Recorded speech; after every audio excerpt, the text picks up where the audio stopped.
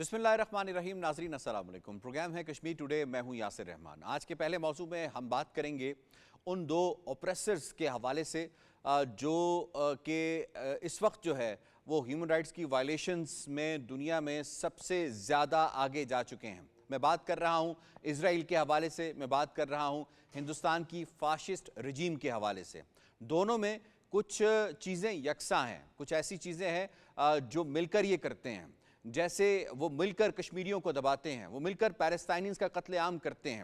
یہ مسئلہ اگر ہم دیکھا جائے تو پیلسٹائن کا جو ایشو ہے یا مقبوضہ کشمیر کا جو معاملہ ہے, یہ یونائٹڈ نیشنز کے ایجنڈے پہ سب سے پرانا معاملہ ہے.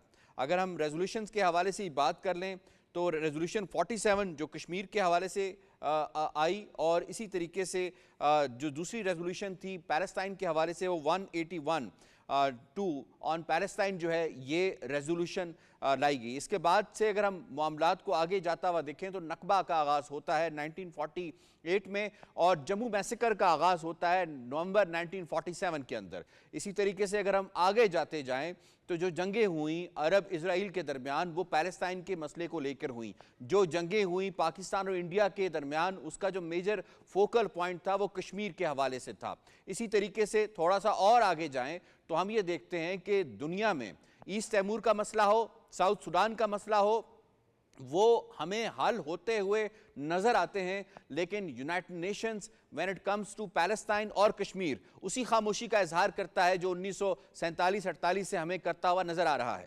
پھر آن گراؤنڈ اگر سچویشن کو دیکھا جائے, مقبوضہ کشمیر کی معیشت کو دیکھا جائے, اس کی بربادی میں دونوں مل کر آگے چلتے ہیں, پیلسٹائن بھی اور اسرائیل بھی اور انڈیا بھی. اسی طریقے سے اگر ہم پیلسٹائن کے حوالے سے دیکھا جائے تو جو میسیکر ہو رہا ہے پیلسٹائن میں وہ بھی انڈیا اور اسرائیل مل کر رہے ہیں. حتیٰ کہ سچویشن یہاں تک کہ ہے کہ تہران کے ایک اخبار کے مطابق 400 انڈین فوجی their boots are on ground اس وقت وہ اسرائیل کے ساتھ شانہ بشانہ جو ہے وہ لڑ رہے ہیں, اور وہ پیلسٹینینز کا جو میسیکر ہو رہا ہے, ان کا قتل عام ہو رہا ہے, اس میں برابر کی ان کی انوالومنٹ ہے. اسی طریقے سے جو اسرائیلی فوجی ہیں وہ ایز ایڈوائزر آ کے مقبوضہ کشمیر میں کس طرح سے کشمیریوں کو کرب کیا جائے ان کو اس حوالے سے انوالو کرتے ہوئے نظر آتے ہیں. اس پر ذرا بات کریں گے کہ کتنی سملیرٹیز ہیں, کس طرح سے یہ مل کر کام کرتے ہیں, اور بالخصوص جب دو ایسے وزرائے اعظم ہوں جو ایک سوچ کے حامل ہوں, جنہیں اپنے علاوہ کچھ نظر نہ آتا ہو. ایک ہندوتوا کا جو ہے وہ پرچار کرتا نظر آتا ہو اور دوسرا زائنزم کا پرچار کرتا نظر آتا ہو. ایسی صورتحال میں جو اوپریسڈ ہیں ان کا کیا بنے گا, اس پر ذرا بات کریں گے. مہمانوں سے تعارف کروا دیتے ہیں. آج ہمیں بڑے زبردست پینل نے جوائن کیا ہے. آج ہمارا ساتھ دے رہے ہیں اسٹوڈیوز میں ریئر ایڈمرل فیصل شاہ صاحب. آپ دفاعی تجزیہ کار ہیں اور جو خاص طور پہ مقبوضہ کشمیر کے حوالے سے امور بڑی گہری نظر رکھتے ہیں. خواجہ عبد المتین صاحب نے ہمیں جوائن کیا ہے, سینئر اینالسٹ ہیں اور جرنلسٹ ہیں. زاہد اشرف صاحب ہمیں جوائن کر رہے ہیں ٹیلی فون لائن کے ذریعے, آپ سینئر حریت رہنما ہیں. نائلہ الطاف کیانی صاحبہ تجزیہ کار ہیں, ہمیں اسکائپ کے ذریعے جوائن کر رہی ہیں. آپ تمام مہمانوں کو خوش آمدید کہتے ہیں. اس سے پہلے سوالوں کا آغاز کیا جائے, آپ کو رپورٹ دکھاتے ہیں. جموں و کشمیر اور فلسطین پر قبضے کی حکمت عملیوں کو مربوط کرنے کے لیے بھارت اور اسرائیل کے مابین باہمی تعاون بڑھتا جا رہا ہے. بھارت اور اسرائیل کی جابرانہ حکومتیں ایک ہی سکے کے دو رخ ہیں. اسرائیل فلسطین پر قابض ہے تو بھارت مقبوضہ جموں و کشمیر پر غیر قانونی تسلط کو مستحکم بنا رہا ہے. ریاستی دہشت گردی جیسے عزائم نے اسرائیل اور بھارت کو ایک دوسرے کے قریب کر رکھا ہے. اسی لیے دونوں کی اپنے اپنے مقبوضہ علاقوں میں حکمت عملی بھی ایک دوسرے سے مختلف نہیں. دونوں ریاستوں نے مقبوضہ علاقوں میں یکساں قسم کی پرتشدد کارروائیاں شروع کر رکھی ہیں. انتہا پسند مودی حکومت نے مقبوضہ جموں و کشمیر میں اسرائیلی قبضے کے ماڈل کو جارحانہ انداز میں اپنا رکھا ہے. حالیہ ڈومیسائل قانون اسرائیل کے نو آبادیاتی ایجنڈے کا آئینہ دار ہے. ماہرین نے خبردار کیا ہے کہ عالمی امن اور استحکام کشمیر اور فلسطین کے تنازعات کے حل سے جڑا ہوا ہے. بھارت اور اسرائیل کے درمیان قریبی فوجی شراکت داری انسانیت اور عالمی امن کے لیے ایک سنگین خطرہ ہے. ماہرین کا کہنا ہے کہ کشمیری اور فلسطینی قومیں گزشتہ 7 دہائیوں سے اپنی آزادی کے لیے جدوجہد کر رہی ہیں. ماہرین اور تجزیہ کاروں نے بین الاقوامی برادری پر زور دیا ہے کہ وہ مقبوضہ جموں و کشمیر اور فلسطین کے لوگوں کو اپنا پیدائشی حق حاصل کرنے میں مدد کے لیے کوششیں تیز کرے۔ نائلہ الطاف کیانی صاحب، آپ کو میں اس میں شامل کروں گا، یہ فرمائیے گا کہ دونوں کا جو پارٹنرشپ ہے، جو ہینڈ ان گلو ہیں آپس میں، یہ ہمیں کیا بتاتا ہے؟ جو ایٹراسٹیز اس وقت مقبوضہ کشمیر پہ جاری ہیں، یا جو پیلسٹینینز کا میسیکر اس وقت ہو رہا ہے، جینوسائیڈ ہو رہا ہے، اس میں دونوں کتنے جو ہے دونوں کا کتنا حصہ ہے؟ پچھلے ہی سال ایک کتاب چھپی جس کا نام ہے دا فلسطین لیبارٹری۔ یہ کتاب ایک آسٹریلی محقق ہیں اینتھونی لیونسٹائن جنہوں نے لکھا اس کتاب کو، اور احمد مور نے ان کا ساتھ دیا اس کتاب کو لکھنے میں۔ یہ تفصیل سے اس بات کا جائزہ لیتی ہے کہ کس طرح جو اسرائیل کا ایک فوجی اور جو صنعتی نظام ہے وہ فلسطینی علاقوں کو ایک تجربہ گاہ کے طور پر استعمال کرتا ہے اور ہیومنز پہ چیزوں کو ٹیسٹ کرتا ہے، اور اس کے بعد اسرائیل کس طرح یہ جو اپنی ایکسپورٹ کرتا ہے، اپنی جو ٹیرر پھیلانے والے جو ان کے آلات ہیں ان کو، اور ٹیکنالوجی کو اور ٹیکٹکس کو وہ فروخت کرتا ہے۔ اور انہوں نے اپنی کتاب میں لکھا ہے کہ 46% جو آلات حرب اور اس طرح کی چیزیں ہیں اور ٹیکنالوجی ہے، اس کا بائر جو ہے وہ انڈیا ہے۔ اور بالکل ہمیں یہ خود بھی دکھائی دیتا ہے، بنظر غائر بھی اگر آپ دیکھیں تو دکھائی دیتا ہے کہ ہندوستان ایگزیکٹلی انہی فٹ پرنٹس کو فالو کر رہا ہے جو اسرائیل کر چکا ہے آلریڈی فلسطین میں۔ ایسا ہی ہم نے دیکھا کہ ہندوستان نے پچھلے سال پہلی مرتبہ ایک کشمیری ہی کو اس کی اینکل پر ایک سٹرپ لگائی جس کی وجہ سے اس کی ہر موومنٹ کو مانیٹر کر سکتا تھا۔ تو اسی طرح کی جو سرویلنس ہے وہ ہم نے دیکھا کہ فلسطین میں ہو رہی ہے۔ ڈرون ٹیکنالوجی ہے، پیگسس ہے جو کنٹرول کرتا ہے آپ کے سوشل میڈیا کو، آپ کے فونز کو، اور وہ ہندوستان بھی تواتر سے استعمال کر رہا ہے فلسطینیوں کشمیریوں کے خلاف۔ بالکل باقی جو آپ نے تاریخی حوالے بتائے وہ تو بالکل درست ہیں، اسی طرح زمینوں پہ قبضے کیے گئے، اسی طرح آبادی کے تناسب کو تبدیل کیا گیا، اسی طرح جو اقوام متحدہ کی قراردادیں ہیں ان کو نظر انداز کیا گیا۔ یہ دو سب سے پرانے جو تنازع ہیں اقوام متحدہ کے ایجنڈے پر موجود ہیں، ان دونوں کو ایک ہی طرح سے نظر انداز کیا گیا۔ دونوں نے زیادہ سے زیادہ وقت لینے کی، ٹائم گین کرنے کی جو پالیسی ہے اس پہ دونوں عمل پیرا ہوئے، اور پہلے انہوں نے وعدے کیے کہ یہ پلیبسٹ کروا دیں گے، مناسب وقت پہ استصواب رائے کروا دیں گے اور لوگوں سے ان کی رائے مانگی جائے گی، لیکن وقت کے ساتھ ساتھ ان دونوں ممالک نے اپنا قبضہ مستحکم کرتے ہوئے اپنے وعدوں سے پھر گئے، اور اب وہ ایک طرف 2 اسٹیٹ سلوشن تھا جس کی طرف اب اسرائیل دوبارہ بات ہی نہیں کرنا چاہتا، اور ہندوستان نے بھی اسی طرح تمام وعدوں کو برطرف رکھتے ہوئے جو ان کا 5 اگست 2019 کا اقدام تھا، تو ہم نے دیکھا کہ کس طرح اس نے اپنا قبضہ مستحکم کرنے کی کوشش کی اور اب وہ اٹوٹ انگ قرار دیتا ہے۔ بالکل اسی طرح جو مقبوضہ علاقے ہیں فلسطین کے، اسرائیل کا بھی ان کے بارے میں کلیم اسی طرح کا ہے کہ اب وہ یہ چاہتے ہیں کہ فلسطینی یہاں سے انخلا کر لیں۔ پہلے بھی یہ کوششیں ہوتی رہیں، اور آپ نے بالکل رائٹلی سکیچ کیا کہ جس طرح نقبہ تھا اور جس طرح 8 لاکھ لوگ نقبہ میں نکالے گئے تھے، اور بالکل اسی طرح 2.5 لاکھ کے قریب جو پاپولیشن تھی وہ جموں میسیکرز میں شہید کر دی گئی، تاکہ اور اس سے زیادہ لوگوں نے وہ علاقہ چھوڑ دیا اور وہ پاکستان کے مختلف حصوں میں مقیم ہیں۔ تو بالکل وہی ٹیکنالوجی جو پہلے سے اسرائیل فلسطین پہ اپناتا جا رہا ہے وہ یہاں اپنائی جاتی جا رہی ہے ہندوستان کی طرف سے مقبوضہ کشمیر میں۔ پھر ہم نے یہ بھی دیکھا کہ دونوں جو لیڈرز ہیں ہندوستان کے اور فلسطین اسرائیل کے، نیتن یاہو اور مودی، یہ دونوں اپنے آپ کو سپیریئر سمجھتے ہیں اور دوسروں کو، یہ خاص طور پہ مسلمانوں کے یہ خلاف ہیں اور مسلسل پروپیگنڈا کرتے ہیں، اور یہ سمجھتے ہیں کہ یہ کوئی لیسر گاڈ کے چلڈرن ہیں، یہ ہمارے برابر نہیں ہیں، ہیومن نہیں ہیں، اور ان پہ انسانی رویے لاگو کرنے کی کوئی ضرورت نہیں ہے، ان کے انسانی حقوق نہیں ہیں۔ تو دونوں ہمیں ایک ہی طرح کی جو حرکات ہیں ان میں ملوث نظر آتے ہیں۔ فیصل صاحب، آپ کو اس میں انوالو کروں گا، یہ فرمائیے گا اگر ہم ملٹری کوآپریشن کی بات کریں تو وہ ایک بری بات نہیں اگر دو ملک اپنے دفاع کے لیے کرتے ہیں، لیکن اگر دو ملک کسی دوسرے علاقے پہ جاریت کے لیے اس کو کر رہے ہوتے ہیں تو یقیناً یہ ایک پوائنٹ آف کنسرن ضرور ہونا چاہیے انٹرنیشنل کمیونٹی کے لیے بھی۔ تو جو ان کی ملٹری کوآرڈینیشن ہے، کیا یہ مقبوضہ کشمیر کو اور مقبوضہ بیت المقدس کو کرب کرنے کے لیے رہی ہے اس پورے عرصے کے اندر؟ آپ کی آبزرویشن بالکل ٹھیک ہے کہ اگر دو ممالک آپس میں ٹیکنالوجیکل ایکسچینج کرتے ہیں، وہ کسی بھی ڈومین میں کرتے ہیں، تو وہ اپنے عوام کی بیٹرمنٹ کے لیے کرتے ہیں یا اپنے دفاع کے لیے کرتے ہیں۔ لیکن یہاں ہم یہ دیکھتے ہیں کہ اسرائیل نے فلسطین کو اور انڈیا نے کشمیر کو ٹیسٹنگ گراؤنڈ بنایا ہوا ہے۔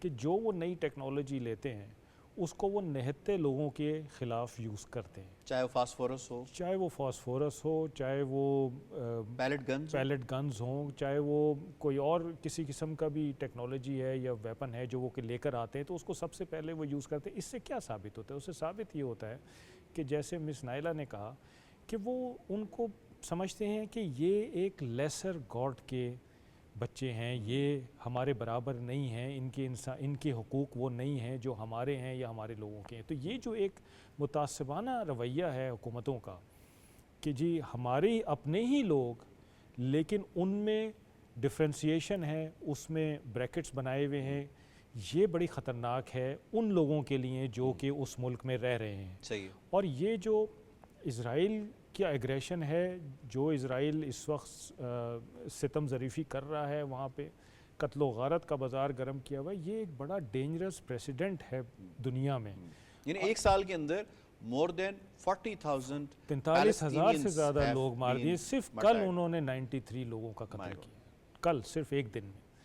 پھر آپ نے دیکھا کہ انہوں نے UNRWA جو United nation relief and works agency for Palestine refugees ہے، اس کو بین کر دیا۔ اس کے پیچھے کئی سالوں سے لگے ہوئے تھے، کیونکہ وہ جو ایجنسی ہے وہ صرف ان کو ریلیف نہیں پرووائڈ کرتی بلکہ ایک امپلائمنٹ ایجنسی ہے پیلسٹینینز کے لیے، تقریباً 30,000 سے زیادہ اس کے امپلائیز پیلسٹینین ہیں۔ صحیح۔ تو یہ بھی ان کو تکلیف تھی کہ یہ اس سے کما کیوں رہے ہیں، ان میں خوشحالی کیوں آ رہی ہے، اکانومی کو ٹھیک ہو رہی ہے، اکانومی کیوں، ان کے پاس پیسے کیوں آ رہے ہیں۔ تو same goes to Kashmir, same goes to Kashmir. آپ وہاں بھی دیکھیں تو وہاں بھی انہوں نے ان کو اوپریس رکھنا ہے، ان کے جو انسانی حقوق ہیں ان کو سلب کر کے رکھنا ہے۔ آئے دن وہاں پہ کمیونیکیشن بند ہے، وہاں پہ انٹرنیٹ بند ہے، وہاں پہ باہر نکلنا بند ہے۔ اچھا تھوڑا ہمارے ناظرین کو بھی آگاہ کیجیے گا، یہ بتائیے گا کہ as an ex military man what does it mean کہ ایک کنفلکٹ زون ہے، وہاں پہ کسی دوسرے ملک کے فوجی آ کے آپریٹ کرتے ہیں، جیسے کہ تہران ٹائمز نے اس کو کنفرم کیا ہے کہ مور دین 400 انڈین فوجی جو ہے اس وقت وہ اسرائیل کے ساتھ لڑ رہے ہیں پیلسٹینینز کے جینوسائیڈ کے لیے۔ اس کا کیا مطلب ہے؟ دیکھیے پہلی بات تو یہ کہ جو اسرائیل کر رہا ہے وہ آپ نے بالکل صحیح کہا کہ جینوسائیڈ ہے، اور ایک غلط کام میں کسی کا بھی حصہ ڈالنا سب سے پہلے تو وہی غلط ہے۔ اور اگر یہ کولیبریشن ہو رہی ہے تو یہ ایک بہت خطرناک طرف اشارہ کر رہی ہے کہ کل کو جب کشمیر میں انڈیا کو ضرورت ہوگی، ہم نے یہ پہلے خبریں آتی رہی ہیں کہ اسرائیلی ایجنٹس جو ہیں وہ انڈیا کو ایز ایڈوائز کرتے رہے ہیں کہ ایسے کریں ویسے کریں پالیسی ڈومین میں، اور اب اگر یہ ہو گیا ہے تو اس کا مطلب ہے کہ کل یہاں پہ وہاں سے آ جائیں گے۔ تو یہ ایک بڑی ڈینجرس پریسیڈنٹ سیٹ ہو رہی ہے، اور جس کو ہائی لائٹ کرنا چاہیے اور جس کو دنیا کو شور مچا کے روکنا چاہیے کہ ایک غلط کام میں آپ کیسے حصہ ڈال سکتے ہیں۔ صحیح۔ ایک انسانی حقوق کے خلاف کام ہو رہا ہے اور اس میں آپ نے اپنے بندے بھیج دیے کہ وہ ان کے ساتھ بلکہ وہی انسانی حقوق کی خلاف ورزی وہ کریں۔ تو اس کا مطلب ہے کہ جہاں اسرائیل کو آپ بلیم دیں گے وہاں پہ آپ انڈیا کو بھی بلیم دیں گے کہ وہ برابر کا شریک ہے اس میں۔ ہم یہ بھی کہہ سکتے ہیں کہ جو انڈین ملٹری ہے یا انڈین آرمڈ فورسز ہیں، اس کا جو بنیادی مقصد تھا کہ وہ اپنی لینڈ کی حفاظت کریں، اس سے انہوں نے اس وقت وائلیٹ کیا جب 1947 میں اکتوبر 1947 میں وہ مقبوضہ کشمیر گئے، اور اب وہ دوبارہ سے وائلیٹ کر رہے ہیں جب وہ پیلسٹینین ٹیریٹریز کے اندر آ کے وہ پیلسٹینین کو شہید کر رہے ہیں۔ یہ ایک آئیڈیالوجی کو ڈیفینڈ کرنے کی جنگ ہو رہی ہے، اور شاید اسی سیم آئیڈیالوجی دونوں کی، سیم آئیڈیالوجی ہے کشمیریوں کی بھی اور پیلسٹینینز کی بھی۔ تو اس کا مطلب ہے کہ جو انڈین اگر وہاں پہ مدد پہنچ رہی ہے تو وہ اس آئیڈیالوجی کو بیسیکلی سپورٹ کر رہے ہیں جس کے تحت اسرائیل یہ ظلم و ستم کر رہا ہے، بینجامن نیتنیاہو جس کے تحت کر رہا ہے۔ ٹھیک، پوائنٹ آ گیا۔ تھوڑا سا ہم آگے چلتے ہیں، میں خواہش صاحب آپ کو شامل کرتا ہوں، میڈیا کے حوالے سے بات کر لیتے ہیں۔ ہم دیکھتے ہیں دونوں طرف، چاہے وہ پیلسٹائن ہو یا مقبوضہ کشمیر ہو، وہاں کا جو میڈیا گیگ ہے یا جسے کہتے ہیں ای کرفیو، وہ نمایاں ہے، دونوں کو اجازت نہیں ہے۔ ایون جو بھی ریسنٹ کیسز ہوئے ہیں جس کے اندر ایک صحافی تھیں شیریں ابو اخلق، جنہیں سپٹمبر 22 میں جو ہے وہ قتل کیا گیا اسرائیلی فورسز کی جانب سے، اسی طریقے سے شجاعت بخاری صاحب جو ہیں وہ نامور ایک صحافی تھے, انہیں بھی ریسنٹ پاسٹ کے اندر شہید کیا گیا, اور وہ بھی انڈین فورسز کی طرف سے. ہاؤ ڈو یو سی جو میڈیا کے ساتھ ٹریٹمنٹ کی جا رہی ہے, یہ کتنا ریپلیکا لگتا ہے ہمیں جو اسرائیلی ماڈل کو یہاں پہ اڈاپٹ کیا جا رہا ہے مقبوضہ کشمیر کے اندر؟ اچھا, میں آپ کے سوال کی طرف بعد میں آتا ہوں. جو ابھی شاہ صاحب نے بات کی ہے آئیڈیالوجی, آئیڈیالوجی کیا ہے؟ مثلا جو فکری طور پر یہ جو بھارت اور اسرائیل, یہ میں ان کو کہتا ہوں یہ شیطانی اتحاد ہے, ٹھیک ہے. آپ ان کو دیکھ لیں, ایک ہی ملک ہے ہندوؤں کا پوری دنیا میں, وہ ہندوستان ہے, بھارت جسے ہم کہتے ہیں, اور ان کا کیا کام ہے؟ فروغ دینا ہے ہندو توا کو. ایک ہی یہودیوں کا ملک ہے اسرائیل, جن کا کام ہے کہ ہم نے صہیونیت کو فروغ دینا ہے. دونوں کی آئیڈیالوجی ایک ہے جو ظلم, جبر, دہشت پر مبنی ہے, جو اپنے سے کمزور ہے اس کو دبانا ہے. دونوں ممالک نے قبضہ کیا, بھارت نے کشمیر کی سرزمین پر قبضہ کیا اور انہوں نے اسرائیل نے فلسطین کی سرزمین پر قبضہ کیا. جب کوئی قابض ہے, جب اس نے جبراً قبضہ کرنا ہے, اچھا تو پھر اس کے حوالے سے اس نے میڈیا کو بھی دبانا ہے, اس نے انسانی حقوق کی تنظیموں کو بھی کام نہیں کرنے دینا. اس سے بڑھ کر آپ دیکھیں جو یونائٹڈ نیشن کی قراردادوں کی دونوں نے مخالفت کی ہے, بھارت نے بھی اور اسرائیل نے بھی. یہ جب دنیا کے سب سے بڑا جو ادارہ ہے جو عالمی تنازعات کے حل کے لیے بنایا گیا ہے, اس کی جو قراردادیں اس کو خاطر بھی نہیں لاتے, تو میڈیا, انسانی حقوق کی تنظیمیں, عام جو کارکن ہیں سیاسی, ان کا کیا حقوق کہاں رہ جاتے ہیں؟ ان کے حقوق دفن ہو جاتے ہیں اسی وقت. دوسری بات میں آپ کو بتاؤں, ان کی آئیڈیالوجی تو ہے مسلم دشمنی, اور اس میں آگے چل کر آپ کو بتاؤں کہ پاکستان دشمنی پر مبنی ہے. 71 میں جو لڑائی لڑی گئی ادھر, جب مکتی باہنی نے ہتھیار اٹھائے, تو جب ان سے اسلحہ پکڑا گیا تو وہ بھی اسرائیلی اسلحہ تھا. اب یہ اندازہ کریں, ابھی بھارت جو بھی اقدام کرتا ہے, یہ جو جتنی بھی شیطانی چالیں ہیں, بھارت کا استاد اسرائیل ہے. یعنی کہ ایسے بھی کہہ سکتے ہیں ہم, مودی کا استاد نیتن یاہو ہے, ٹھیک ہے. یہ ان سے سیکھتے ہیں, پیلٹ گن سے لے کر زمینوں پر قبضے کرنے سے لے کر باہر سے لوگوں کو بستیاں بسانے تک, یہ ہر چیز وہ فالو کرتے ہیں جو اسرائیل پہلے کرتا ہے, اس کے بعد بھارت اس پر عمل درآمد کرتا ہے. یہ جو اب آگے اسلام دشمنی, آگے بڑھ کر آگیا پاکستان دشمنی پر بھی دونوں کا اتحاد ہے. اسرائیل نے کو تسلیم کیا بھارت نے سب سے پہلے, ٹھیک ہے, پاکستان نے آج تک تو تسلیم نہیں کیا اسے. اب یہ اس کی ہر طریقے سے بھارت کی اسرائیل مدد کرتا رہتا ہے. ابھی میڈیا کے حوالے سے آ جائیں تھوڑا سا شیخ صاحب, اپنا خواجہ صاحب, میڈیا کے حوالے سے اگر ہم بات کر لیں تو ابھی ریسنٹ پاسٹ کے اندر ہم نے دیکھا ایک سال کے اندر 20 سے زائد صحافیوں کو شہید کیا گیا ہے اسرائیل کی جانب سے مقبوضہ بیت المقدس میں, جو رپورٹ کر رہے تھے, جن کے پاس ہتھیار نہیں تھے, مائک تھا یا قلم تھا ان کے پاس. اسی طریقے سے ہم اگر مقبوضہ کشمیر میں دیکھیں, یا تو صحافی صحافت چھوڑ گئے ہیں, یا اگر جو صحافی ان دا لائن آف ڈیوٹی کام بھی کرے ان کے اوپر کالے قوانین لگا دیے گئے, یا پھر اس سے بھی بڑھ کر شجاعت بخاری جیسے جو جید صحافی تھے ان کو شہید کر دیا گیا. یہ جو سملیرٹیز آپ کو لگتی ہیں, یہ کاپی کیٹ ہے؟ بالکل کاپی کیٹ ہے. شجاعت بخاری صاحب کا آپ نے ذکر کیا, ہمارے بڑے اچھے دوست تھے, ہم نے ایک انٹرنیشنل ورکشاپ بھی اکٹھے اٹینڈ کی. بہت ہی تحقیقی جرنلسٹ تھے, 3 اخبارات وہ نکالتے تھے, اور ان کا بالکل وہ جو درست رپورٹنگ ہے وہ کرتے تھے, لیکن وہ بھی ان کو پسند نہیں آئی, ان کو بھی شہید کر دیا گیا. اسرائیل تو ٹی وی اسٹیشن پر جا کے حملے کرتا ہے سر. وہ تو کہتا ہے جو ہمارے خلاف اٹھنے والی ہر آواز ہے ہم اس کو دبوچ لیں گے, ہم اس کو قتل کر دیں گے. کیا آپ نے دیکھا نہیں مقبوضہ کشمیر میں شجاعت بخاری صاحب کو تو انہوں نے شہید کیا, روزے کی حالت میں تھے اس وقت جب ان کو شہید کیا گیا. اس کے علاوہ کتنے صحافی ہیں جن کو گھروں سے اٹھایا گیا, جن کی گمنام قبریں ملی, جن کو مار دیا گیا, شہید کر دیا گیا. اب تمام جو میڈیا ہے, کہ ان کو سب سے پہلے میڈیا سے خوف کیا ہے کہ یہ جو لوگ ہیں سچ دکھا دے گا, یہ سچ دکھائیں. خرم شہزاد صاحب کا کیا قصور ہے؟ خرم صاحب کا یہی قصور ہے, وہ دنیا کو سچ بتاتے ہیں. یعنی کہ ان کو ہر وہ آواز کو ان کا گلا گھونٹنا ہے جو سچ کا پرچار کرنے والی. ٹھیک ہے, جتنے بھی سچ کے پرچار ایک اور کیونکہ ٹائم بھی تھوڑا کم ہے, میں نے ان کو بھی شامل کرنا ہے بیچ میں, زاہد صاحب کو بھی. یہ فرمائیے گا کہ جو پروپیگنڈا فلمز ہیں, یہ ہم دیکھا دونوں طرف سے, کشمیر فائلز کا نام لے لیں یا کوئی اور لے لیں, اور وہی چیزیں ہم دیکھتے ہیں اسرائیل کے اندر بھی, وہ بھی پروپیگنڈا فلمز کا استعمال کرتے ہیں ایک لوگوں کا مائنڈ ذہن بنانے کے لیے, برین واشنگ کے لیے. یہ بھی سملر ٹیکٹک ہے ہمیں نظر آتی. بالکل درست کہہ رہے ہیں. دیکھیں یہ جو پروپیگنڈا جو لفظ ہی ہے نا, یہ آیا یہودیوں سے ہے. ان کا کام ہے کہ سچ کو جو ہے اس کو ختم کرنا اور جھوٹ کو سچ بنا کے پیش کرنا.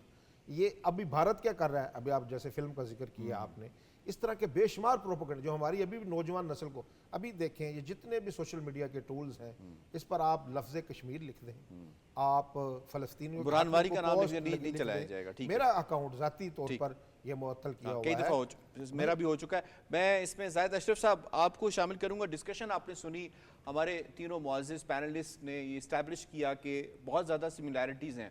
How do you see being a Kashmiri, جو ظلم و جبر مقبوضہ کشمیر میں ہندوستان بپا کر رہا ہے, وہ ظلم و جبر کس حد تک سملیرٹی ہے اس کی جو اس وقت فلسطینی جو ہے وہ فیس کر رہے ہیں؟ اصل میں جو آپ نے بات کی ہیں ان کی فوجی اتحاد کی, اسرائیل اور ہندوستان کی, 1990 میں یا صاحب جب شروع ہوئی ہے تحریک, مسلح تحریک کشمیر میں پوری قوم باہر نکل آئی, تو 1990 میں ہی انہوں نے ایک چلایا ہے. اس کو رات کے ٹائم پہ وہ لوگوں کو ستایا جاتا تھا, آگ لگائی جاتی تھی, بھوت کا نام دیا گیا اس کو. تو پھر 2 جگہوں پہ ایسے وہ پکڑے گئے, تو وہ جب ان کو پکڑا گیا تو وہ اسرائیلی کمانڈوز تھے. انہوں نے شروع سے 1990 میں ہی وہ لوگوں کو ڈرایا جاتا تھا. رات کو ان کو فوجی, ہندوستان کی فوجی گاڑیاں مختلف علاقوں میں, مختلف شہروں میں, مختلف گاؤں میں رات کو چھوڑتے تھے, تو وہ لوگوں کے گھروں کو یا اسکولوں کو آگ لگاتے تھے. اس کے بعد وہ 2016 میں ایک چوٹی کٹ کا ایک پروگرام انہوں نے چلایا. اس میں بھی اسرائیلی جو فوجی میں انوالو تھے, وہ خواتین کی وہ چوٹی جو بال ہیں پیچھے وہ کاٹتے ایک دہشت پھیلانے کے لیے. اس کے بعد اسرائیل سے انہوں نے اس طرح 2 سال پہلے انہوں نے کپواڑہ کے علاقے میں 4,500 کنال جو زمین ہے اس پہ ٹرائی کر رہے تھے. یہاں پاکستان ایل او سی کے نزدیک, لائن آف کنٹرول کے نزدیک, ان میں 4,000 کنال یہ لیز پہ دیے ہیں اسرائیل کو, تاکہ وہاں یہ آپس میں انہوں نے اس پہ کام بھی شروع ہو رہا ہے. اس کے بعد پیلٹ گنز کی بات کی ہے, جو آگے پینل ہے ان نے پیلٹ گنز کی بات کی, اس میں ہمارے تقریباً 1,600 لوگ جو ایسے ہیں جن کے تقریباً 300 لوگوں کی آنکھیں گئی ہیں اس میں, وہ بھی انہوں نے اسرائیل سے ہی کیا. اچھا آپ دیکھیں پچھلے دنوں نیتن یاہو نے جب وہ خطاب کر رہا تھا, وہ ایرانی قوم کو کہہ رہا تھا کہ میں آپ کو آزاد کروں گا, کچھ دن کے بعد ہی مودی جموں میں گیا, بالکل یہ اسرائیل کے طرز عمل پہ وہاں جموں میں گیا. اس نے وہاں اسی انداز میں خطاب کر کے کشمیری پنڈتوں کو, وہاں کے ہندوؤں کو کہا کہ ہم آپ کو آزاد کریں گے, آپ کے منگل صفر چھینے گئے. تو یہ اس کا مطلب ہے یہ ہندوستان جو بھی وہاں نئی ٹیکنالوجی اپناتا ہے یا جو بھی آبادی کا تناسب, اس طرح نائلہ جی نے بات کی ہے. آپ دیکھیں اس سال 14.5 لاکھ ووٹوں کا اضافہ کیا گیا ہے کشمیر میں جو وہ ہندو ہیں. اچھا چینجنگ کی گئی ہے, کشمیر کا جو ویلی کا علاقہ ہے اس کو اس سائڈ پہ ملانے کی کوشش کی گئی ہے, وہاں سیٹیں بڑھا دی گئی ہیں جمہوری ریجن میں کیونکہ وہاں ہندو آبادی ہے. اچھا کشمیری پنڈت جو ہیں کشمیر سے جو باغے ہیں جو جموں میں ہیں اس وقت, ان کو الگ بسانے کی کوشش کی جا رہی ہے کشمیر میں, ساؤتھ کشمیر میں, اسلام آباد کے علاقے میں, مطلب ان کو بالکل اسی طرح سے ان کو الگ کالونی جی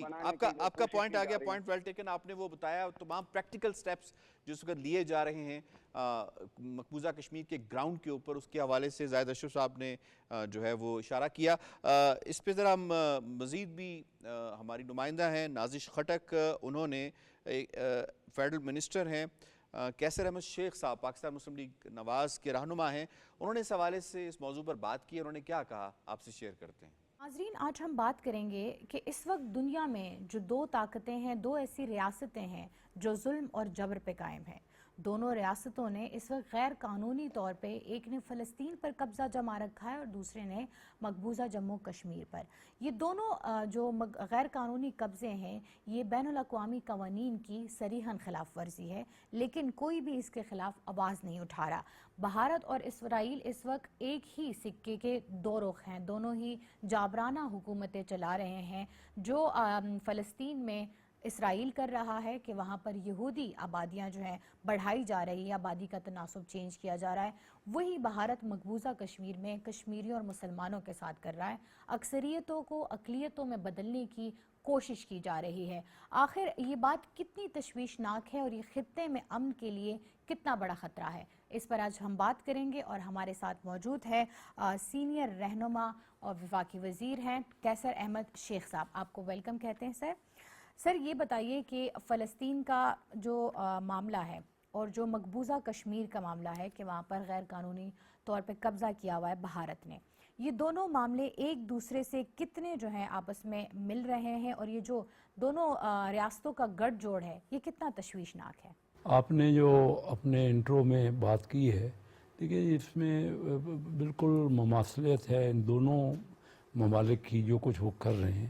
کشمیر میں آپ کو پتہ ہے پچھلے کتنے دہائیوں سے جو کشمیری مسلمانوں کے ساتھ جو ظلم و ستم ہو رہا ہے، جو ان کے ساتھ جبریت ہو رہی ہے، اور اس ابھی غاصبانہ قبضہ کر کے پھر وہ اپنے آپ کو وہ قانونی طور پہ کوشش کر رہے ہیں کہ اس کو انیکس کر لیں، لیکن کشمیری عوام کا یہ ظلم وہ جو ہے نا وہ ریزسٹ کر رہے ہیں، وہ یہ ظلم برداشت کر نہیں سکتے۔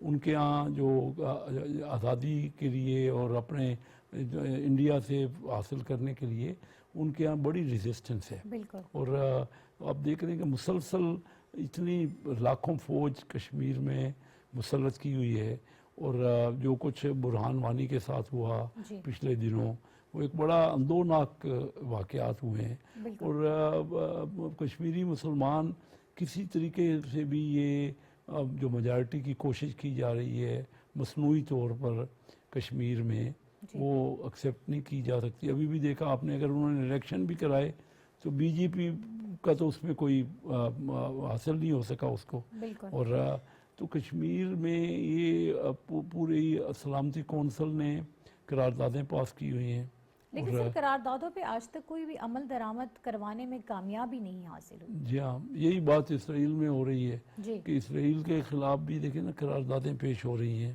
اور ہر قسم کا بڑے واسٹ میجارٹی ممالک نے جنرل کونسل میں نا قراردادیں پاس کی ہیں، اور صرف وہ اسرائیل اپنی منمانی اور دھاندلی کر رہے ہیں۔ تو یہ دونوں آپ درست کہا کہ انہوں نے یہ ایک دوسرے سے سیکھ رہے ہیں کہ کس طرح اکثریت کو اقلیت میں کنورٹ کیا جائے اور کس طرح یہ مسلط کیا جائے۔ پھر آپ دیکھ رہے ہیں کہ ریسنٹلی انڈیا کے خلاف تو کینیڈین گورنمنٹ نے جی ان کا کیا، خالستان ان تحریک کا جو کے واقعہ ہوا سارے تھا۔ جیا واقعہ ہوا، اور انہوں نے ان کے جو اچھا سر، یہی پہ ایک بات ہے نا کہ کینیڈا نے اپنے شہری کے قتل ہونے پر انویسٹیگیشن کرائی، سال بعد انہوں نے 6 سفارتکاروں کو بھی بے دخل کر دیا ملک سے، لیکن یہی بات جب مسلمانوں کی حقوق کی پامالی ہوتی ہے کشمیر میں یا پھر فلسطین میں، اس کے خلاف کوئی ایکشن ہمیں نظر نہیں آتا۔ یہ درست آپ کہہ رہی ہیں، کیونکہ اس نے اب غاصبانہ جو قبضہ کیا ہوا ہے، اور پوری دنیا جو ہے نا اس وقت ان کا ضمیر کو جھنجھوڑا جا رہا ہے نا، جو فلسطین میں اور لبنان میں جو کر رہا ہے اسرائیل کر رہا ہے، جی جی تو وہ دنیا تو یعنی میڈیا ٹھیک ہے، وہاں لوگ تو اکٹھے ہو رہے ہیں، جو عام عوام ہے وہ تو بڑی بھاری حمایت کر رہے ہیں، اور ان کے جلسے اور جلوس ہو رہے ہیں، لیکن آپ دیکھیے نا کہ تب بھی یہ بڑے ممالک تو اپنی ہٹ درمی پہ قائم ہیں۔ کیا بھارت اپنے آپ کو اتنا مضبوط سمجھتا ہے اکنامکلی اسپیشلی کہ اگر وہ اکیلا بھی رہ جائے گا تب بھی وہ اپنی اکانومی کو اسٹیبلائز کر کے چل سکتا ہے، جو وہ ہر کسی سے ہی لڑائی مول لے رہا ہے؟ دیکھیے یہ تو آپ نے جو آج کل دنیا میں اکانومی ایک بہت بڑا امپارٹنٹ سبجیکٹ ہے، جی اور وہ جو بی جے پی کی حکومت کر رہی ہے وہ تو وہاں مسلمانوں کے خلاف بھی ہر قسم کی جو وہاں پہ وہ سازشیں ہیں وہ ہو رہی ہیں۔ بات تو یہ کہ یہ پھر سارے جو دعوے کیے جا رہے ہیں، جو دنیا پوری کہتی ہے کہ نہیں جی وہ اس کے مظلوم کی حمایت کرتے ہیں اور ظالم کو منع کرنے والے ہیں اور انصاف کی بات ہونی چاہیے، پھر وہ تو صرف زبانی دعوے ہی ہیں نا، یہی بات ہے۔ پریکٹیکلی تو اس پہ نہیں ہو رہا، عمل نہیں ہو رہا، جی نہ اسرائیل کر رہا ہے نہ انڈیا کر رہا ہے۔ آپ کو لگتا ہے کہ یہ صرف مسلمانوں کے بیسیکلی خلاف ہی یہ ہو رہا ہے؟ کیونکہ بھارت میں دیکھا جائے وہاں پہ بھی مسلمانوں کو جو ہے زد و کوب کیا جا رہا ہے، ان کو قتل کیا جا رہا ہے، ان کو اپنے عقیدے سے ہٹانے کی کوششیں کی جا رہی ہیں۔ کہ مقبوضہ کشمیر میں ہم دیکھیں تو مسلمانوں کے خلاف یہی تشدد ہمیں نظر آتا ہے۔ فلسطین میں بھی ہم دیکھیں تو اسرائیل مسلمانوں کی ہی نسل کشی کر رہا ہے، تو یہ صرف مسلمانوں کے خلاف ہو رہا ہے؟ یہ کشمیر میں اور فلسطین میں جو کچھ ہو رہا ہے، اس کے علاوہ بھی دنیا میں آپ نے دیکھا یورپ میں بھی اب اسلامو فوبیا کا کافی وہ प्रचार कर रहे हैं, लेकिन पूरे मुसलमानों की बहुत बड़ा इकानमी में रोल है और कंजम्पशन है, क्योंकि एक दुनिया की बहुत बड़ी आबादी, कोई तकरीबन 1.5-2 अरब मुसलमानों की आबादी है और उनकी काफ़ी कंजम्पशन हैं, उनकी काफ़ी डिमांड हैं, लेकिन ये तभी मुफीद हो सकती है अगर हम सब मिल के मुतहद होकर कोई ना कोई लाया अमल बनाए। क्या ये इंडिया और इसराइल आपस में भी एक दूसरे को सपोर्ट कर रहे हैं, बैक ऑफ कर रहे हैं मुसलमानों के खिलाफ, मजीद हथियार एक दूसरे को प्रोवाइड कर रहे हैं, ऐसा भी है? जी बिल्कुल कर रहे हैं, वो तो सबको इस वक्त वादे तौर पे पता है ये चीज़। इंडिया ने काफ़ी हथियार और जो ये चीज़ें उनको दी हैं इसराइल को, और इसराइल भी हर जगह इंडिया की सपोर्ट करता है। बिल्कुल ऐसा तो ही है। ये तो सर ये जो गठजोड़ है, ये जो बाहिमी उनके बीच में ताउन है, ठीक है, ये खित्ते में अमन के लिए कितना ख़तरनाक है? क्योंकि देखिए भारत भी एक एटमी क़ुव्वत है, पाकिस्तान भी है। अगर दोनों के माबैन जो है वो मज़बूत मुज़ाकरात नहीं होते तो ये खित्ते में अमन के लिए कितनी बड़ी ख़तरनाक घंटी है।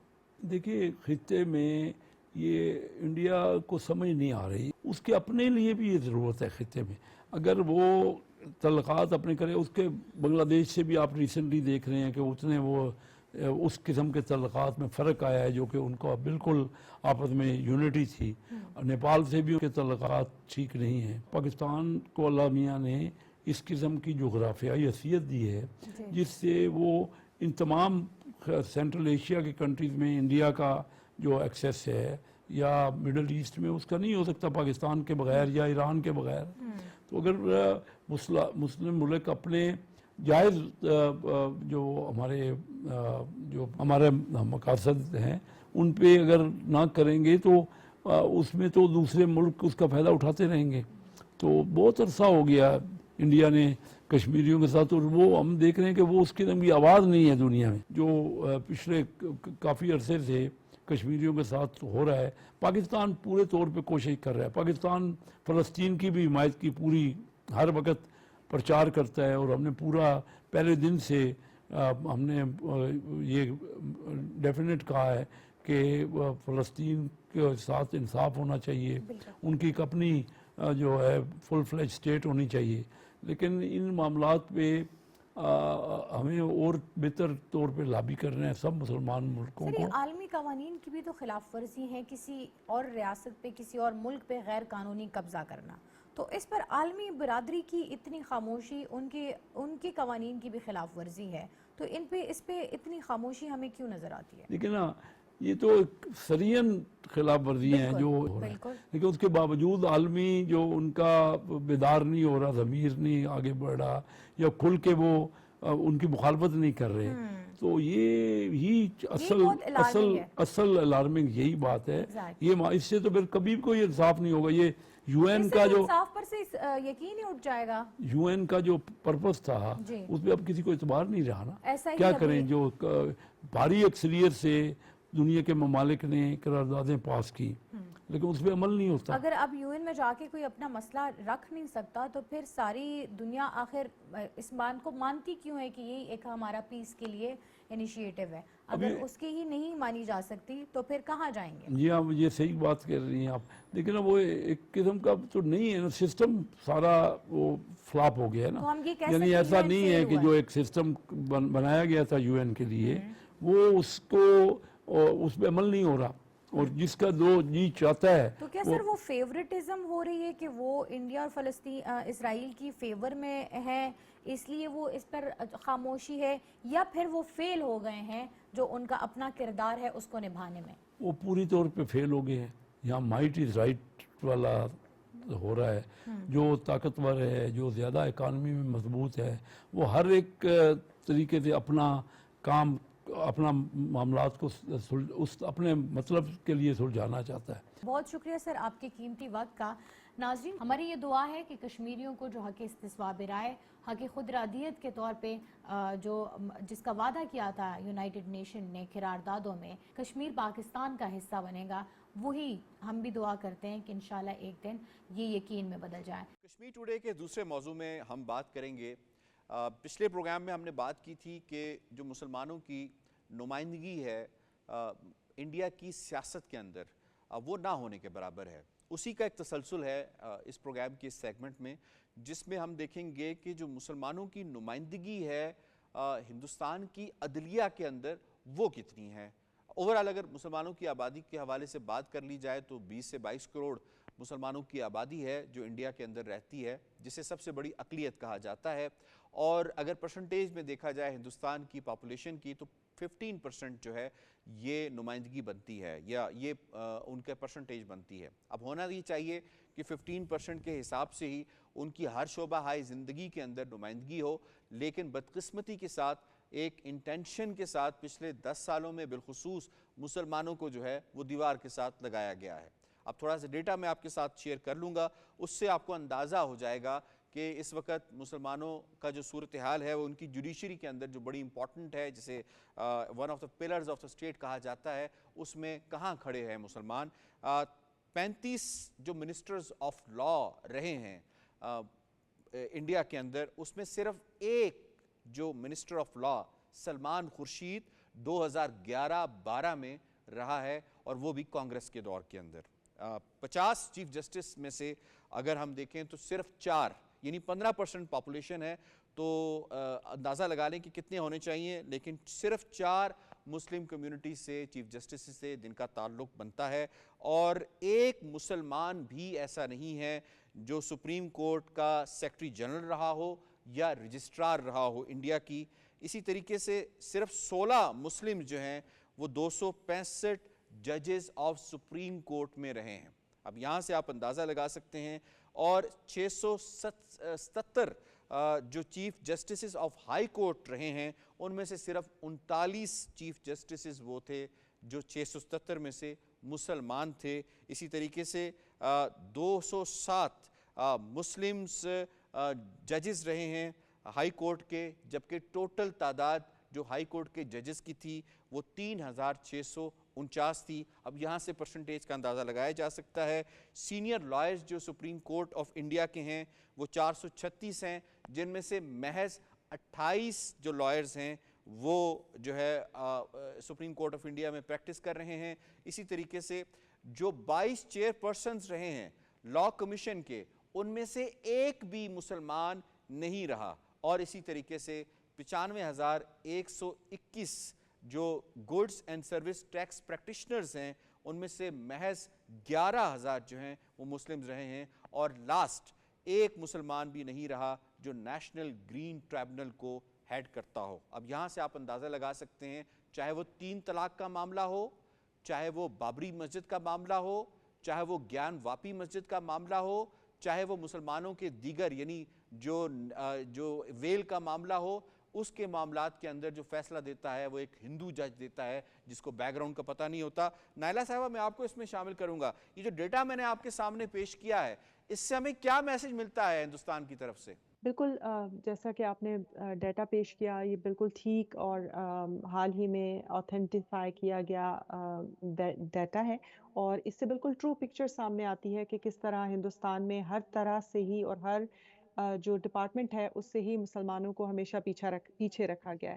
آپ نے بالکل صحیح ذکر کیا، آج تک قانون اور پارلیمان سے تعلق رکھنے والے صرف ایک منسٹر رہے ہیں جو مسلمان ہیں، اور ان کو بھی صرف 1 سال کے قلیل عرصے کے لیے وزارت دی گئی تھی، تو یہ تو نہ ہونے کے برابر ہے۔ مطلب کہ 1 سال کا عرصہ درمیان میں سے منہا کر دیا جائے تو اس کا مطلب ہے کہ کبھی بھی 77 سال کی تاریخ میں مسلمان کسی کو یہ عہدہ نہیں دیا گیا کہ وہ قانون کی وزارت اس کے پاس ہو۔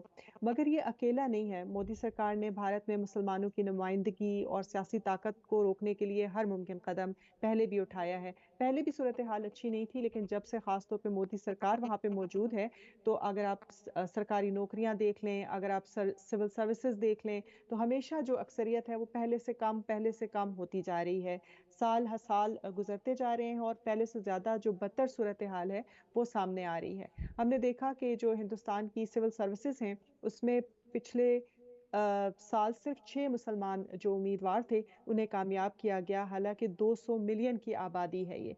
तो हम देखते हैं कि मुसलमानों की जो सियासी ताकत है या मुसलमानों की जो पार्लिमानी ताकत है, पार्लिमान के हालात भी आपके सामने हैं, और इसी तरह कोई भी जो नुमाइंदगी का मौका है, कोई भी ऐसी जगह है जहाँ पे किसी आला सतह की पोस्ट का ताल्लुक है, तो मुसलमानों को उससे दूर रखा जाता है।